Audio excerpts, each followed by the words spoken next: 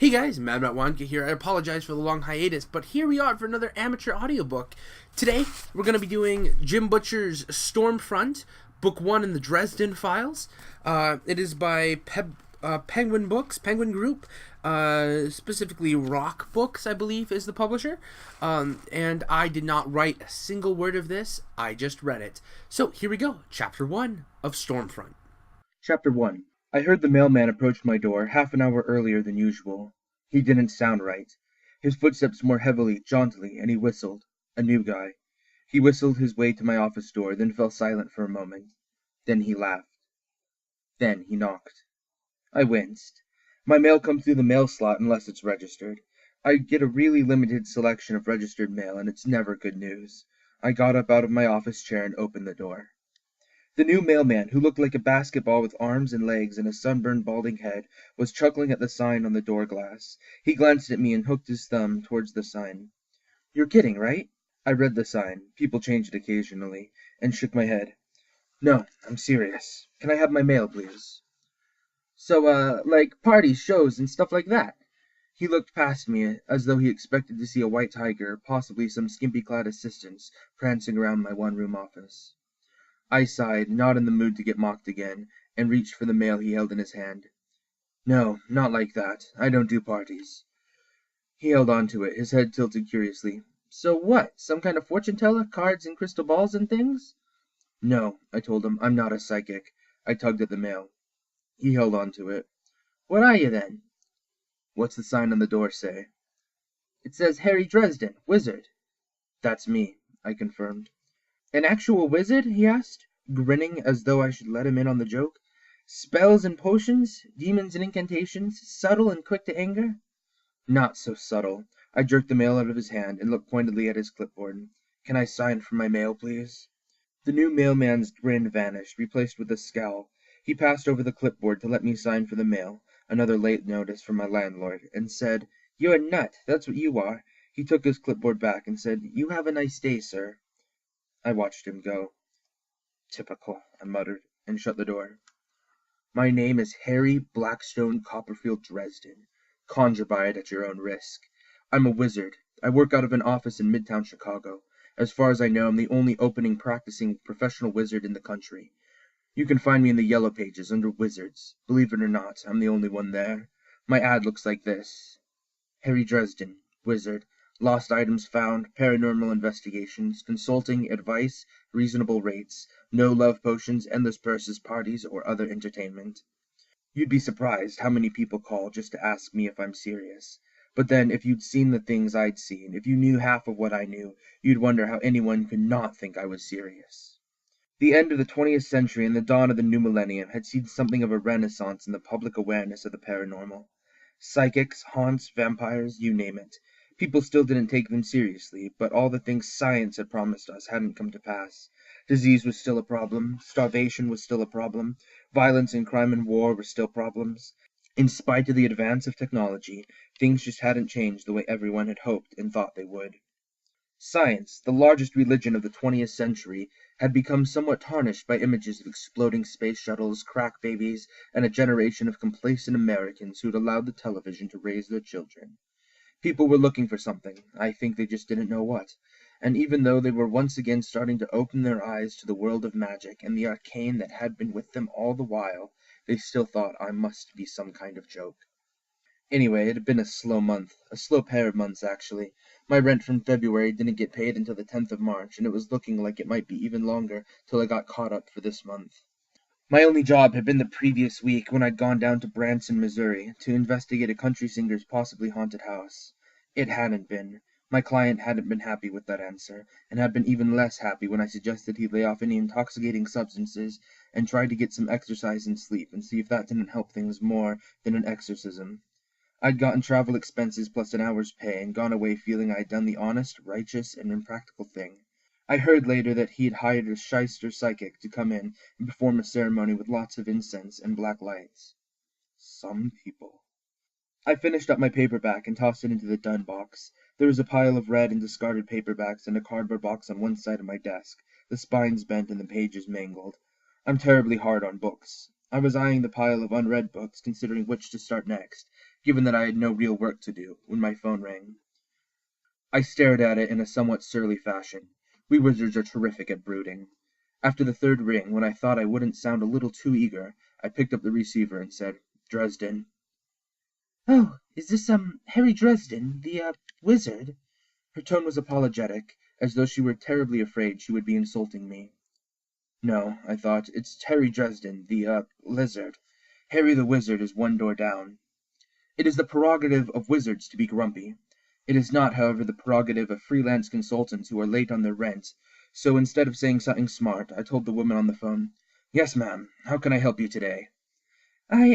She said, "I'm not sure. I've lost something, and I think maybe you could help me." "Finding lost articles is a specialty," I said. "What would I be looking for?" There was a nervous pause. "My husband," she said. She had a voice that was a little hoarse, like that of a cheerleader who'd been working a long tournament, but had enough weight of years in it to place her as an adult. My eyebrows went up. "Ma'am, I'm not really a missing persons specialist. Have you contacted the police or a private investigator?" "No," she said quickly. "No, they can't. That is, I haven't. Oh, dear, this is all so complicated. Not something someone can talk about on the phone. I'm so sorry to have taken up your time, Mr. Dresden." "Hold on now," I said quickly. "I'm sorry. You didn't tell me your name." There was that nervous pause again, as though she were checking a sheet of written notes before answering. "Call me Monica." People who know diddly about wizards don't like to give us their names. They're convinced that if they give a wizard their name from their own lips, it could be used against them. To be fair, they're right. I had to be as polite and harmless as I could. She was about to hang up out of pure indecision, and I needed the job. I could probably turn hubby up if I worked at it. "Okay, Monica," I told her, trying to sound as melodious and friendly as I could. "If you feel your situation is of a sensitive nature, maybe you could come by my office and talk about it. If it turns out that I can help you best, I will, and if not, then I can direct you to someone I think can help you better." I gritted my teeth and pretended I was smiling. "No charge." It must have been the no charge that did it. She agreed to come right out to the office and told me that she would be there in an hour. That put her estimated arrival at about 2:30. Plenty of time to go out and get some lunch, then get back to the office to meet her. The phone rang again almost the instant I put it down, making me jump.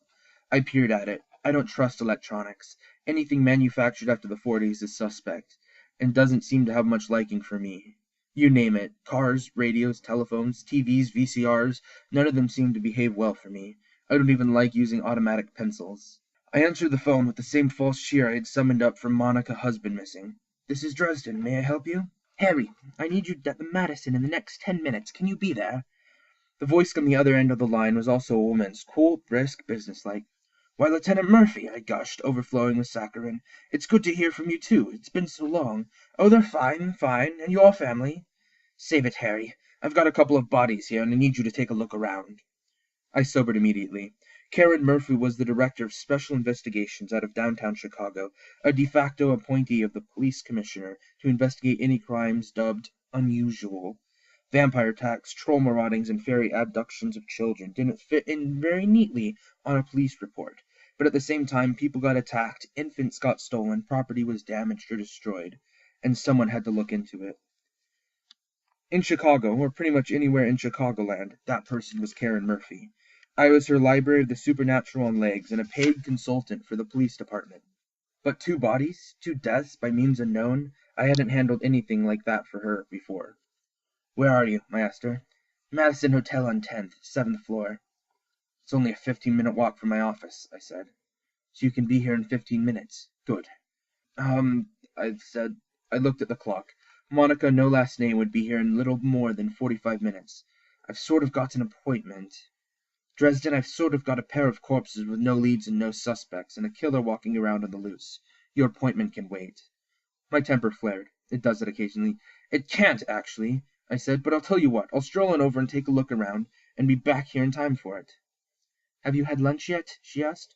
"What?" She repeated the question. "No," I said. "Don't." There was a pause, and when she spoke again, there was sort of a greenish tone to her words. "It's bad." "How bad are we talking here, Murph?" Her voice softened, and that scared me more than any images of gore or violent death could have. Murphy was the original tough girl, and she prided herself on never showing weakness. "It's bad, Harry. Please don't take too long. Special Crimes is itching to get their fingers on this one, and I know you don't like people to touch the scene before you can look around. I'm on the way, I told her, already standing and pulling on my jacket. 7th floor, she reminded me. See you there. Okay. I turned off the lights to my office, went out the door, and locked it behind me, frowning. I wasn't sure how long it was going to take to investigate Murphy's scene, and I didn't want to miss out on speaking with Monica Ask Me No Questions. So I opened the door again, got out a piece of paper and a thumbtack, and wrote, Out briefly. Back for appointment at 2:30, Dresden. That done, I started down the stairs. I rarely use the elevator, even though I'm on the 5th floor. Like I said, I don't trust machines. They're always breaking down on me just when I need them. Besides which, if I were someone in this town using magic to kill 2 people at a time, and I didn't want to get caught, I'd make sure that I removed the only practicing wizard the police department kept on retainer. I liked my odds in the stairwell a lot better than I did in the cramped confines of the elevator. Paranoid? Probably. But just because you're paranoid doesn't mean that there isn't an invisible demon about to eat your face. So hope you guys enjoyed that reading there. It wasn't my best work, I apologize. Hopefully next week will be a little bit better. If you have an idea of a book that I should do an amateur audiobook reading of, please leave that down in the comments down below, and any other suggestions and comments helps me out greatly. If you need to link to the author or anything, I've included that down below. If you want to hear me talk and ramble on a bit about the book series, click up above. And if you know anybody who needs to see this video, please share it with them in whatever way you think best. But my name is Memnut1 Cal. Thank you guys for watching. If you guys stay online, I'll see you next time. Peace out.